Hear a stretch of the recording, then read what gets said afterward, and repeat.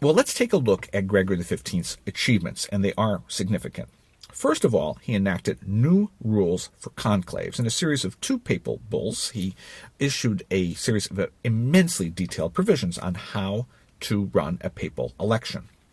And there was new rules with, you can see his lawyerly training from Bologna in all of this, rigorous legal precision, which included, these are all familiar features now, but they couldn't be taken for granted back in the day.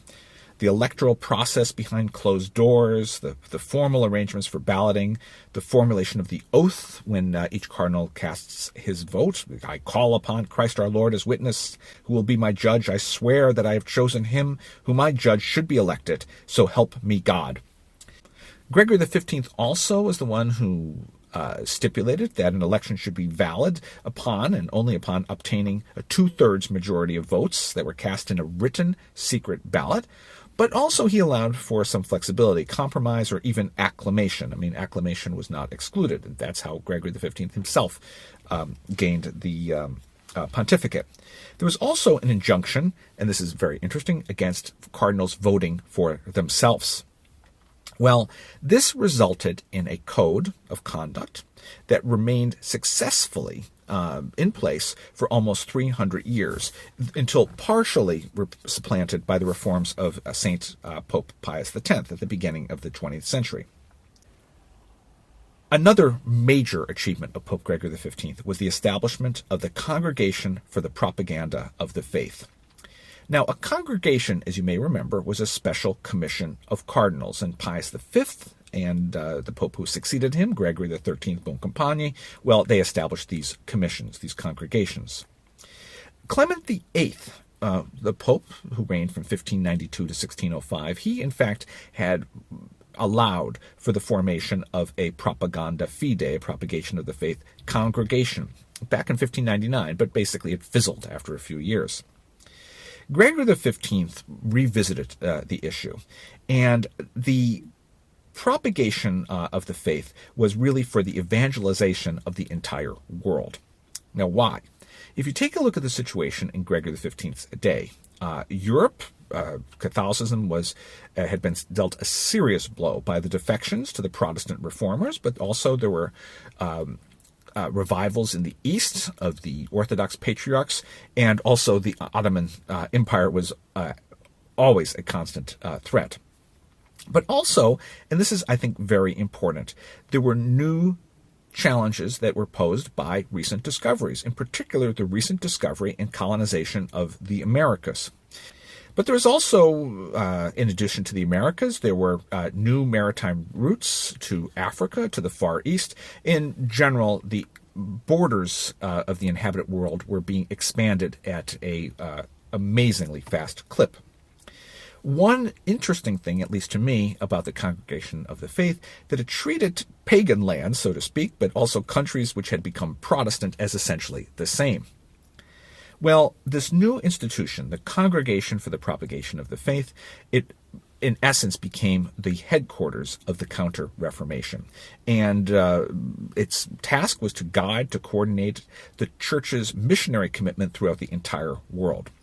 Its formal establishment came in very early 1622, the 6th of January 1622. And the congregation consisted of 13 elite cardinals and a very small staff. And their charge was to do whatever it took to spread the faith, the Catholic faith, throughout the entire world, and also to guide, to watch, to supervise the preaching and teaching of Catholic doctrine, again, across the inhabited world. And in June of 1622, Gregory XV promulgated an apostolic constitution which gave lasting institutional form to this body. And it was generously funded, and it's still very much with us today. And we'll say a bit in a future lecture about where it was housed. One important task that fell within the ambit of the Congregation for the Propagation of the Faith was the colleges and educational institutions, the many colleges that had cropped up, particularly under the reign of Pope Gregory XIII, both in Rome and also outside the city. Remember, there was, under Gregory XIII, the establishment of a German college, a Hungarian college, an English college, a Maronite college, a Greek college, an Armenian college, and under the reign of Clement VIII, there was a Scottish college. At the helm of the new congregation for the propagation of the faith, well, none other than Cardinal Ludovico Ludovisi. By November 1622, he had assumed the role of prefect, and this was a post that he held until his death in November of 1632. And it was in this guise that Ludovico Ludovisi became the founder of the Irish College in Rome. It's a seminary that's called the Ludovisian after its founder, just as the other colleges, say those that were founded by Gregory XIII, are known as pontifical colleges. We'll say more in a subsequent lecture about the Irish College in Rome. Now, when it came to foreign affairs, what really dominated the attention of this pontificate was the 30 Years' War. The 30 years in question are 1618 to 1648.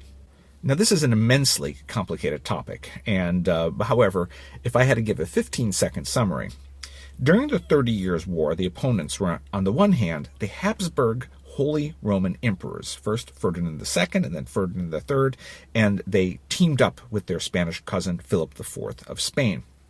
On the other hand, you had the Danish, the Dutch, but above all, France and Sweden. But the 30 Years' War was also a German civil war, and at this time there were 200-plus different principalities which made up Germany, and individually these principalities either took up arms for the Habsburgs or against the Habsburgs, or in many cases both. Both for and against. And added to this, the 30 Years' War was also, at least in part, a religious war amongst Catholics, Lutherans, and the branch of Protestants known as the Calvinists. Well, put simply, it was a complicated and destructive mess. And the Holy See, for its part, tried to promote and maintain unity amongst the Catholic powers in this war. Well, in all this, Pope Gregory XV leaned heavily on Bishop Carlo Carafa as nuncio to the court of the Holy Roman Empire. His brief was to assist Emperor Ferdinand II. Ferdinand II reigned from 1619 to 1637, and also more generally the Catholic League. And he urged them to exploit their victory over the Protestant elector, Frederick V, near Prague at the Battle of White Mountain, as we've seen in November 1620. Well, one major success of Pope Gregory XV in this formidable situation, after countless negotiations and proposals and counter-proposals, well, the Vatican was able to secure for the Catholics the regions of both Bohemia and also something called the Valtellina. Now, the Valtellina was an area along the border between Italy and the Swiss Confederation, and as you can imagine, was of strategic geographical importance for defending Italy.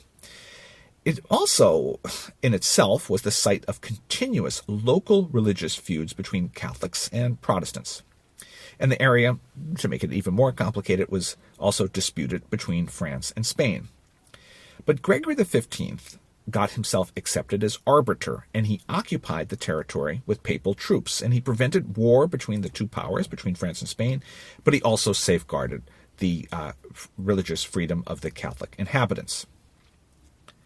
Well, in the year 1622, the Vatican Library, of all places, received in donation from the Catholic Maximilian I, who was the Duke of Bavaria, a fabulous library, a library of Heidelberg, which consisted of about 2,500 Latin and Greek manuscripts and fully 12,000 printed books, an enormous sum for that period of time. And Gregory XV himself regarded this haul as one of the high points of his pontificate. Technically, you could call it booty from the 30 Years' War, and this gift was meant to compensate the Pope for his support of Maximilian I, who had wanted the Holy Roman Emperor to invest him as an elector of the Palatinate. The Palatinate was a historical territory of the Holy Roman Empire and was located in the Upper Rhineland. And here Maximilian I was succeeding in this position the loser of the Battle of the White Mountain, the Calvinist Frederick V. And once appointed, Catholicism now had a majority amongst the 5 Palatine electors. But also amongst the successes of Gregory XV were the canonizations. In March of 1622, Rome saw a brilliant ceremony where the Pope canonized fully 5 new saints. One was a saint from the 6th/early 7th century AD, Isidore of Spain, who was a patron of farmers.